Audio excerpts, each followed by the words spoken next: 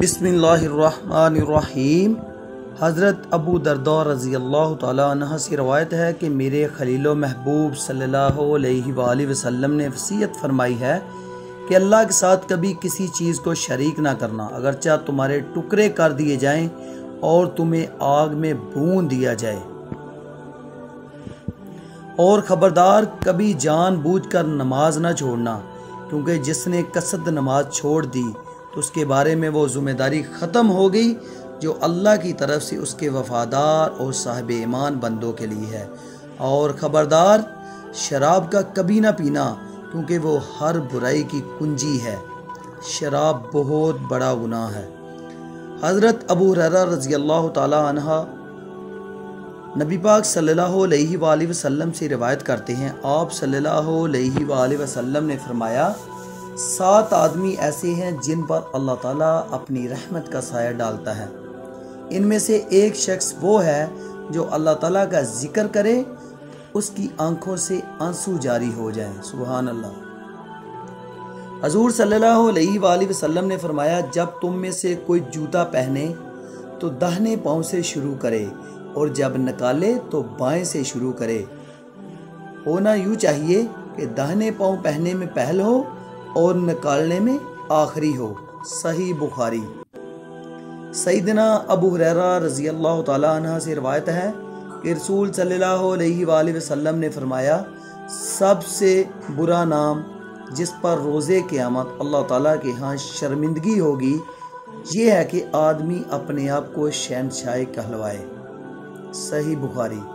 حضرت علی رضی اللہ تعالی عنہ سے روایت ہے کہ وہ بیان کرتے ہیں، انہوں نے رسول صلی اللہ علیہ وآلہ وسلم سے سنا، آپ صلی اللہ علیہ وآلہ وسلم نے سود کھانے والے، کھلانے والے، تحریر کرنے والے اور صدقہ نہ دینے والے پر اللہ کی لعنت، نیز آپ صلی اللہ علیہ وسلم نے نوحہ گیری سے منع فرماتے تھے۔ حضور صلی اللہ علیہ وآلہ وسلم نے فرمایا، اگر تم کو جنت پسند ہے تو اپنے بھائی کے لیے وہی پسند کرو جو اپنے لیے پسند کرتے ہو۔ سبحان اللہ۔ حضور صلی اللہ علیہ وآلہ وسلم نے فرمایا، اذان اور قامت کے درمیان دعائیں رد نہیں ہوتی، لہٰذا اذان اور قامت کے درمیان دعا مانگا کرو۔ رسول صلی اللہ علیہ وآلہ وسلم نے فرمایا، ہر گناہ میں سے جتنا چاہے اور جب چاہے اللہ تعالیٰ معاف کر دیتا ہے، لیکن ماں باپ کی نافرمانی کے گناہ کا مواخذہ دنیا ہی سے شروع ہو جاتا ہے، اسے معاف نہیں کیا جاتا ہے، یہ واحد گناہ ہے ماں باپ کی نافرمانی کا۔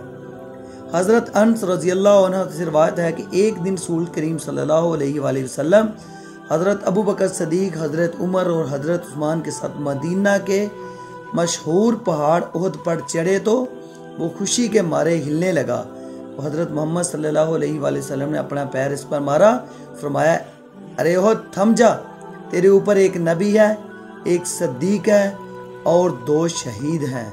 سبحان اللہ۔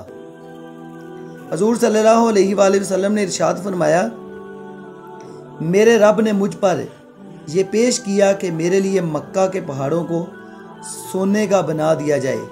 میں نے عرض کیا، اے اللہ، مجھے تو یہ پسند ہے کہ ایک دن پیٹ بھر کے کھاؤں تو دوسرے دن بھوکا رہوں، تاکہ جب بھوکا رہوں تو تیری طرفداری کروں اور تجھے یاد کروں، اور جب پیٹ بھر کے کھاؤں تو تیرا شکر ادا کروں۔ سبحان اللہ۔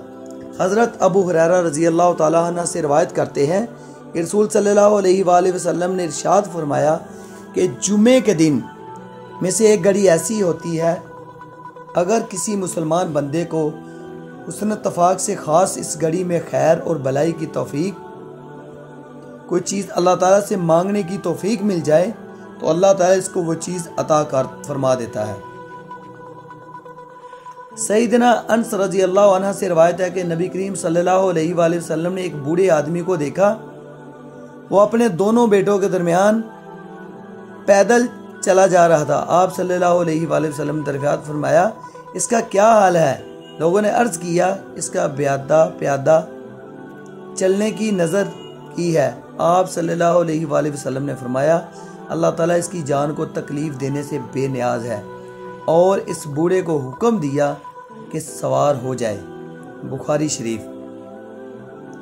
رسول صلی اللہ علیہ وآلہ وسلم نے ارشاد فرمایا، صاحب ایمان اچھے اخلاق سے ان لوگوں کا درجہ حاصل کر لیتا ہے جو رات بھر نفل پڑھتے ہیں اور دن کو ہمیشہ روزہ رکھتے ہیں۔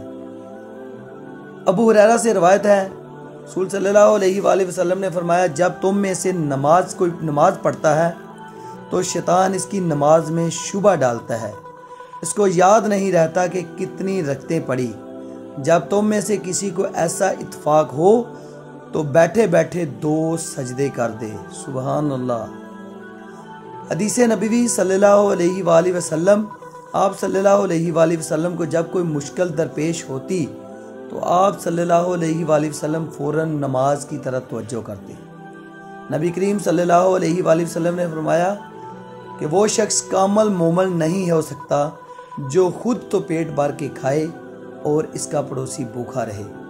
نبی کریم صلی اللہ علیہ وآلہ وسلم نے فرمایا، مسلمان کو گالی دینا، برا کہنا گناہ ہے اور اس سے لڑنا کفر ہے۔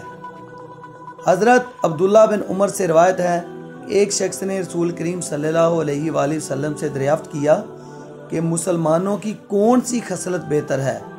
آپ نے فرمایا، کھانا کھلانا اور ہر جاننے والے اور نہ جاننے والے کو سلام پیش کرنا۔ سبحان اللہ۔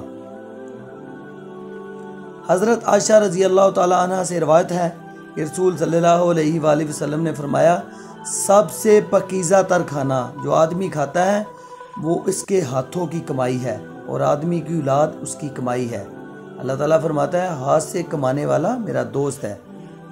رسول صلی اللہ علیہ وآلہ وسلم نے فرمایا، اللہ تعالیٰ کے 99 نام ہیں، 100 سے 1 کم تو ان کو یاد کرے گا جنت میں داخل ہو جائے گا۔ سبحان اللہ۔ میرے بھائیو، یہ ہماری سلامی ویڈیوز ہیں۔ ان حدیث پاک پر جو عمل کرے گا اس کی دنیا بھی اور آخرت بھی اچھی ہو جائے گی۔ لہٰذا جتنی بھی حدیث بیان کی گئی ہیں ان پر خود بھی عمل کریں، خود بھی سنیں، دوستوں کو بھی سنائیں اور اپنے گھر والوں کو بھی تاکید کریں کہ ان حدیث مبارک پر عمل کریں۔